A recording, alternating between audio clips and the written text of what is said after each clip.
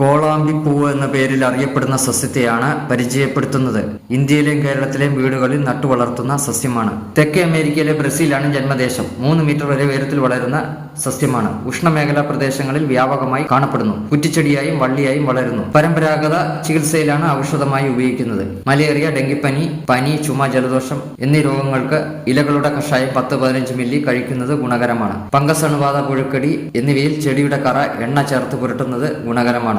പാർശ്വഫലങ്ങൾ: ചർമ്മപ്രകോപനം, വയറുവേദന, വയറിളക്കം, ഓക്കാനം, ഛർദി, തലകറക്കം, ബോധക്ഷയം, നിർജ്ജലീകരണം എന്നിവയുണ്ടാകാം. ഗർഭിണികളും മുലയൂട്ടുന്നവരും 12 വയസ്സിൽ താഴെയുള്ള കുട്ടികളും ഉപയോഗിക്കരുത്.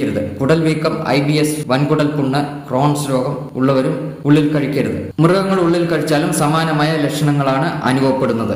വീഡിയോ ഇഷ്ടമായ ലൈക്ക് ചെയ്യാനും ഷെയർ ചെയ്യാനും കമന്റ് ചെയ്യാനും ചാനൽ സബ്സ്ക്രൈബ് ചെയ്യാനും മറക്കരുത്. നിങ്ങളുടെ സപ്പോർട്ടാണ് എനിക്ക് മുന്നോട്ടുള്ള വീഡിയോകൾ ചെയ്യാൻ പ്രചോദനമാവുന്നത്. വീഡിയോ കണ്ടതിന് നന്ദി.